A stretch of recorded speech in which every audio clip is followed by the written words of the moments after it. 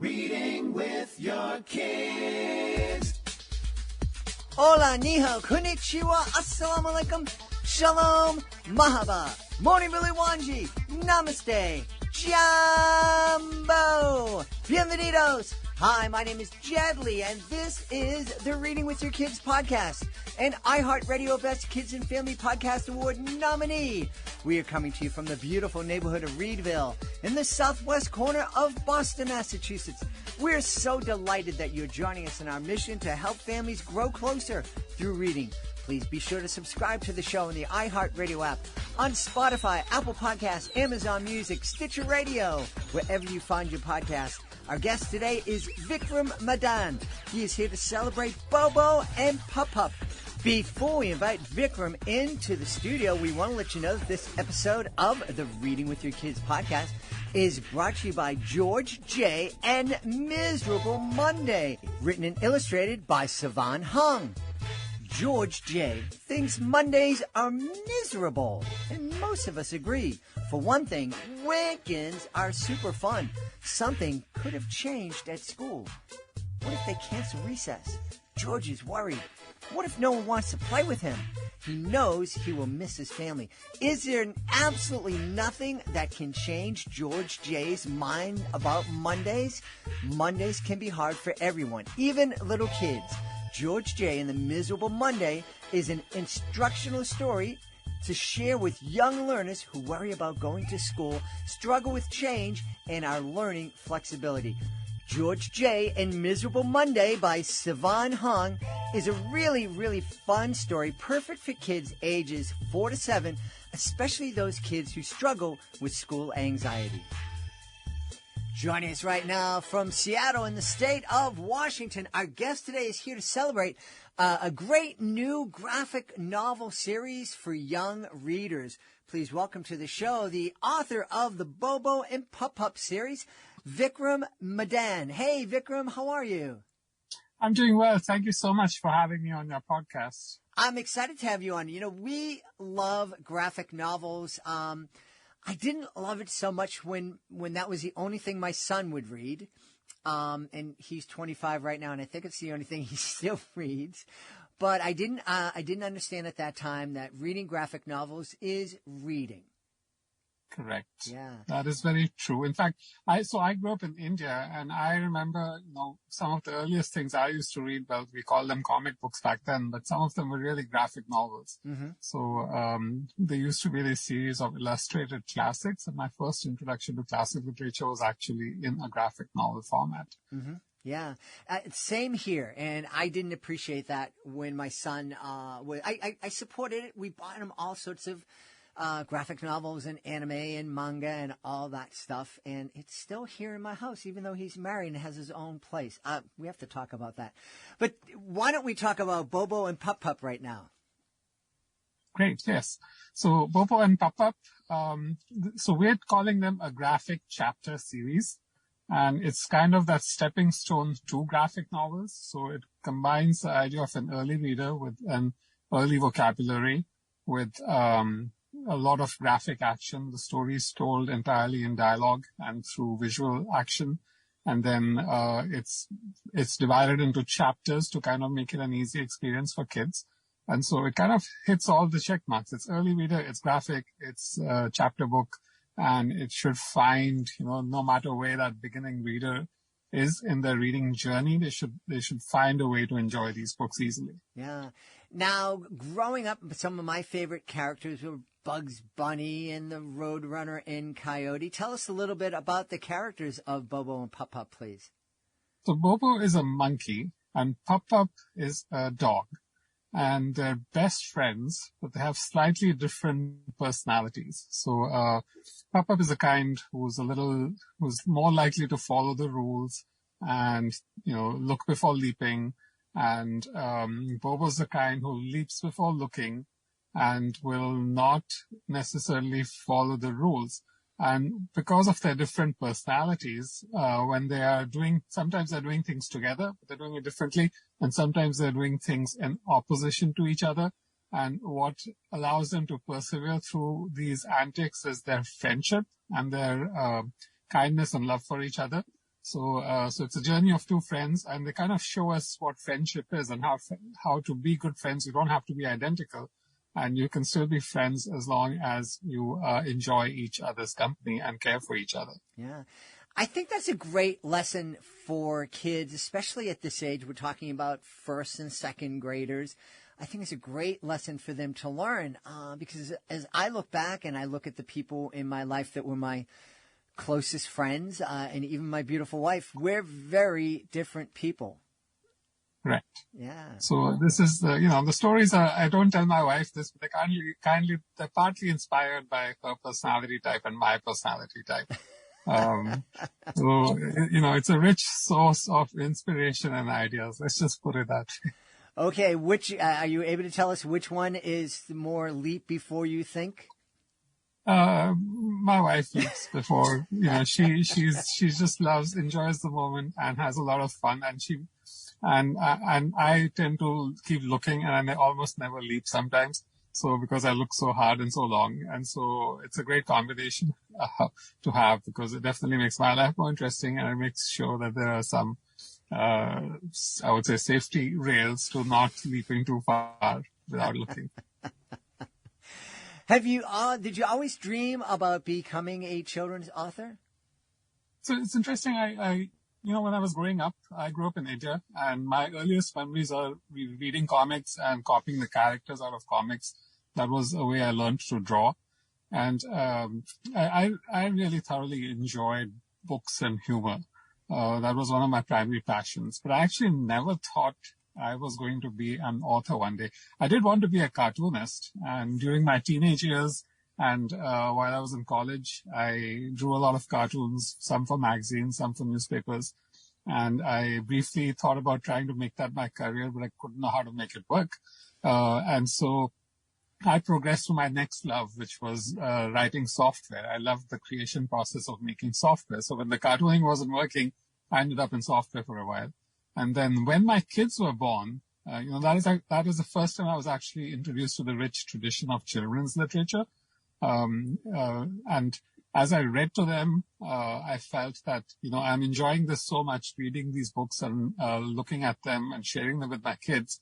And I've always had this idea of drawing, and I've always written poetry from a very early age. So for a while, I thought I would try and put that together and see if I could do some children's books.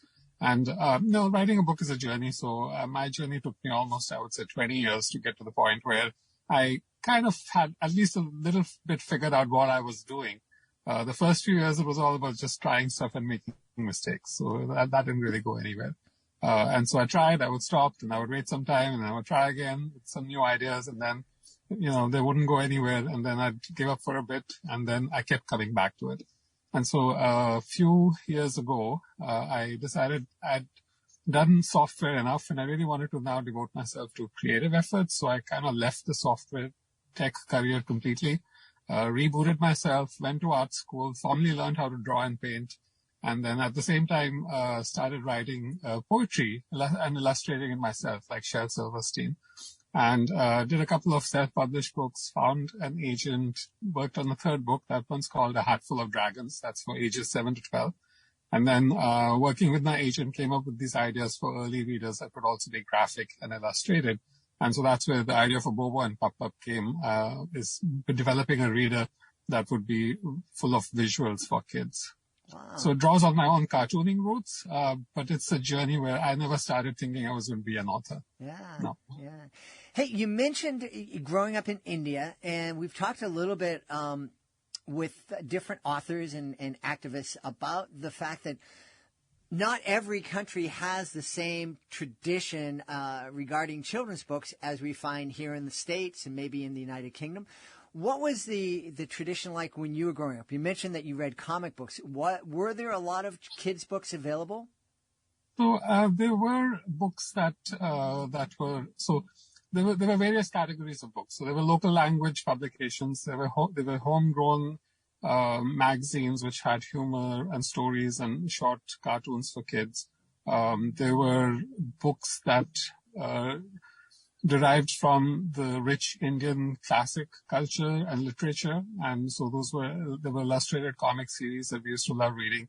And then we would get a lot of American comics like Richie Rich and Casper the Friendly Ghost and Archie. And then we had a lot of influence from British books. So because it was a Commonwealth ex-British country, so one of the most popular authors when I was growing up was Enid Blyton from UK. She was extremely prolific and had books for all ages. So no matter what age you were, you could always encounter a book by Enid Blyton. Everything from little adventure stories to mysteries and stuff.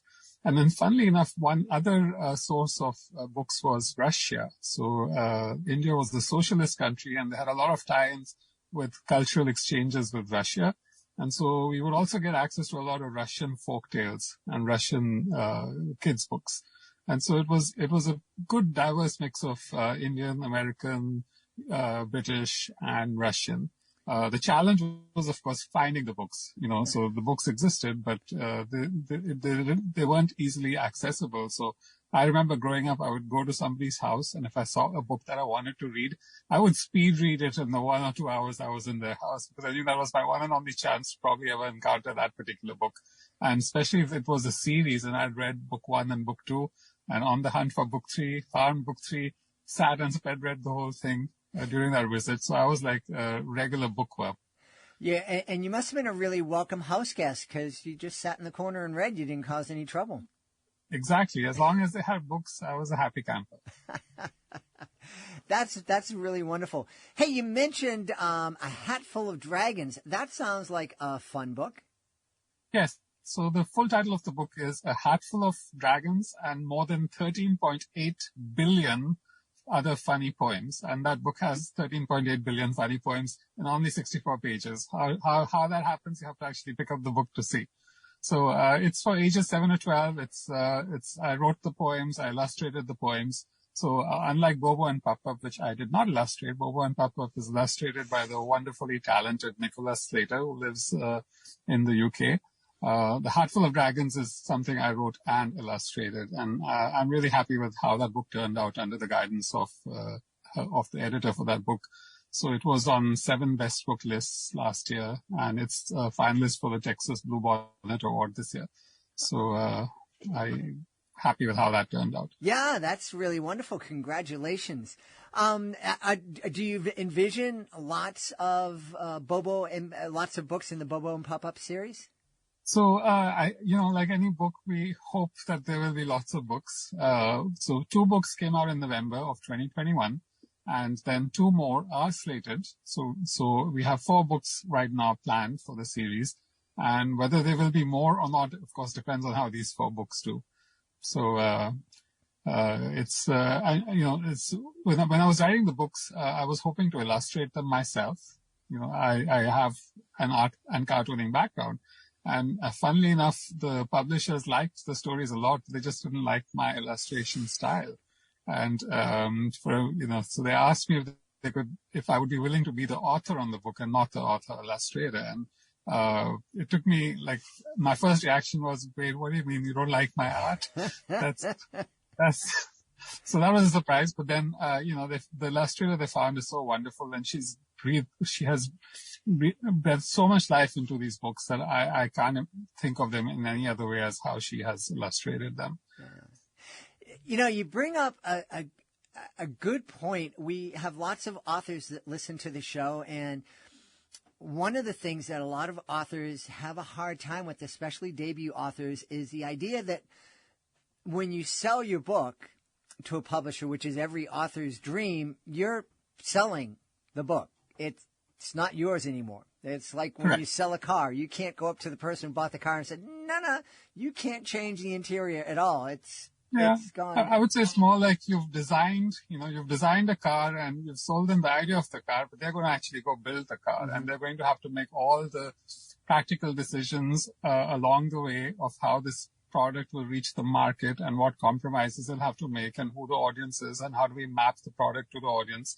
And so it becomes a community effort at that point. And at the end of the day, it's still a business. So, you want to be cognizant of what the marketing folks think and what the accounting folk thinks and what the production folks think about the paper quality, for example. So with so many criteria that have to be balanced, I tend to just step back after I've delivered the idea and say, you guys know what you're doing. You're in the business of producing books. I trust your judgment and I will follow your lead. So, and I find that works best. So, the editorial teams and the publishing teams, they know what they're doing. Yeah.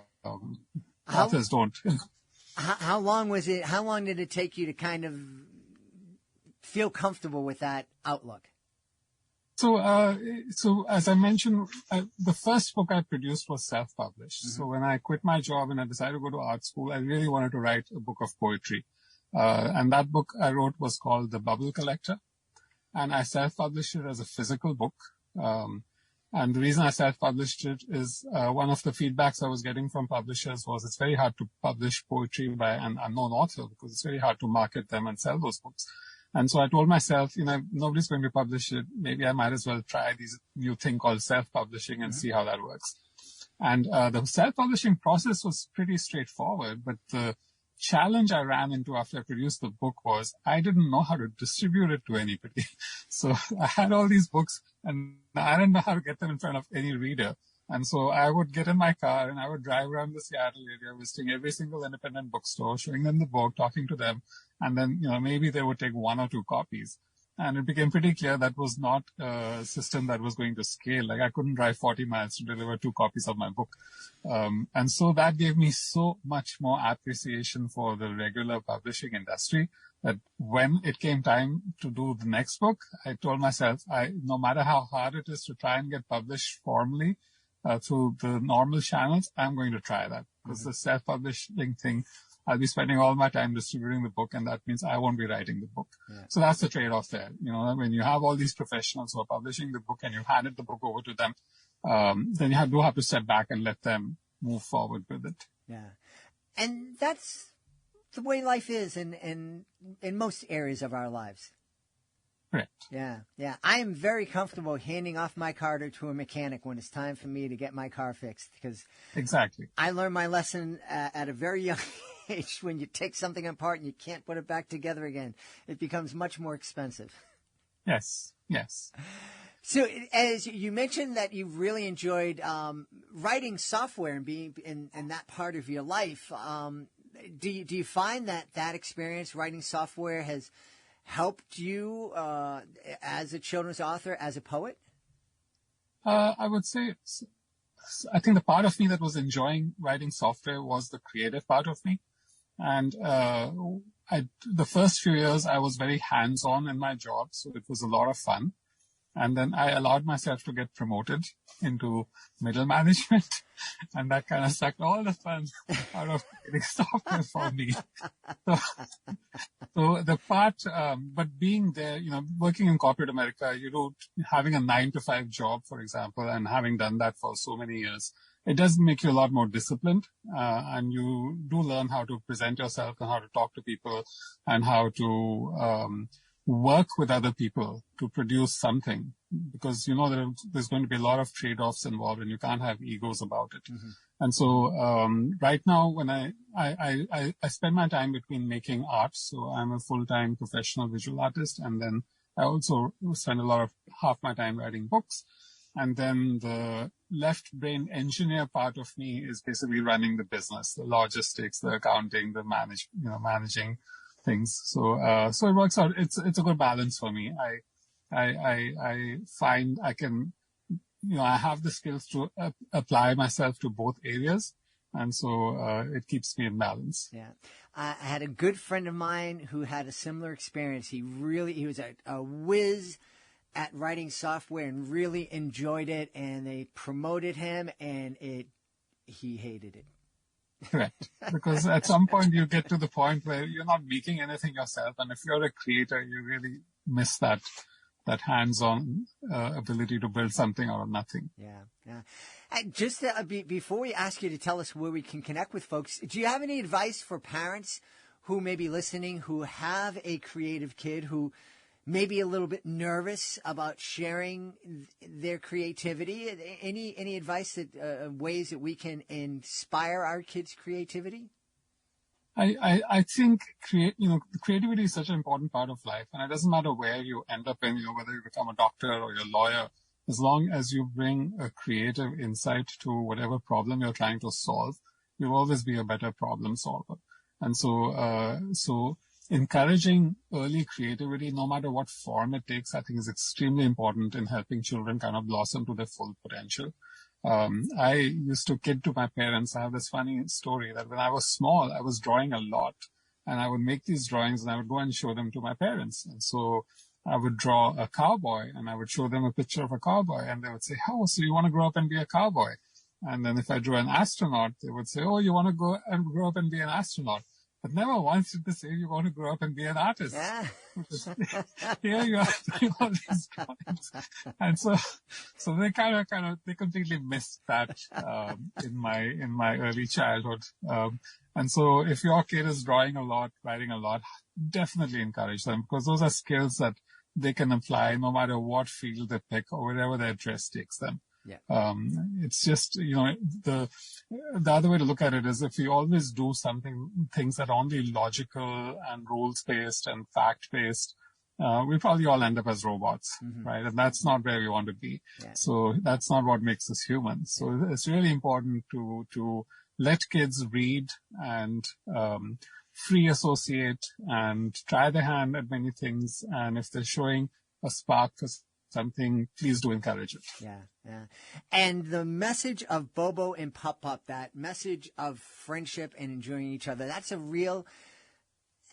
skill that is going to last kids forever. Because one of the things that we've heard on various podcasts that I've been a part of, when I'm had a chance to interview real captains of industry, the one thing that they've always said is, we can teach anybody how to do the job, but we can't teach them how to get along with each other. And if they can't get along, they're not going to be successful.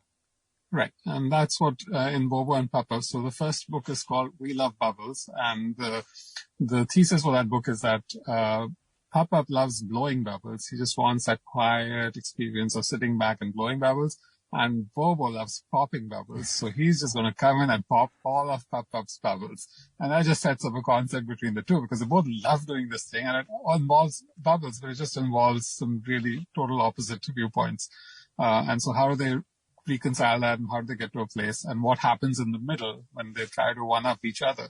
And so that'll teach kids, friends more important than differences. And the other book is called Let's Make Cake. And it's about they want to make a cake, but they can't find the ingredients. And so while Pup-Pup's trying to follow the recipe, Bobo's improvising. And so do they produce a cake? And what does that look like? And what happens at the end of it? Are they happy? Are they not happy? That's something they'll find out. Kids will find out when they read the book. Awesome. Well, I need to find out where we can go to find out more about you and find out more about Bobo and Pup-Pup.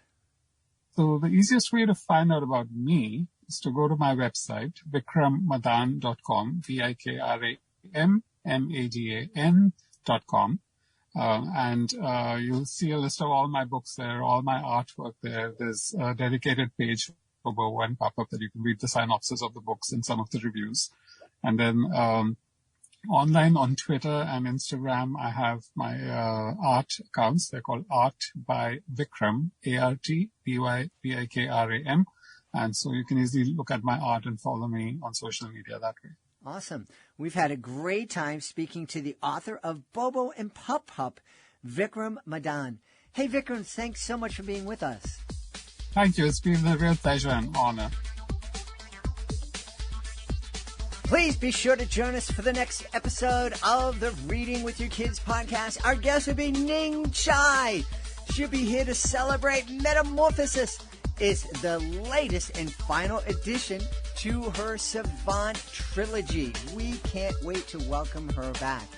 Hey, if you're the author of a fantastic children's book, whether it's a board book, a picture book, middle grade novel, young adult title, we would love to help you celebrate that book and let the world know that they should consider adding it to their family library. There's so many ways that we can help. You can be a guest on the podcast. being a guest. It's fun. It's easy. It doesn't cost a thing. And it gives you the chance to tell thousands of people about your fantastic book. You can submit your book to our Reading with Your Kids Certified Great Read program. If our panel believes that your book is worthy of 4 or 5 out of 5 stars, it becomes a certified great read. And with that status comes a number of really powerful tools that can help people know that your book is worthy of their consideration. And of course, you can join our monthly promotion program. We're really excited about this. We'll celebrate your book for a whole month through commercials on the podcast, through messages to our 65, it could be 66,000 plus social media followers, and we'll have your book displayed on our nationwide network of digital pedestrian billboards. This is a really great value for authors. You have to check it out. Go to our website, readingwithyourkids.com. Click in the Authors Click here button at the top of the page. Scroll on down to see our various services. Want to thank the folks who made today's show so wonderful. Want to thank our guest, Vikram Madan. Please be sure to check out Bobo and Pup-Pup. Also want to thank our sponsor, George J. and Miserable Monday by Savan Hong. I also want to thank my team, Alejandra Doherty, Fatima Khan, Rory Grady. I want to thank my beautiful wife for all the support she gives me. Most of all, we all want to thank you.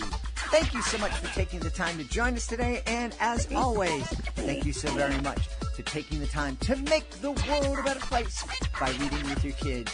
I'll be looking for you in the next edition of the Reading with Your Kids podcast.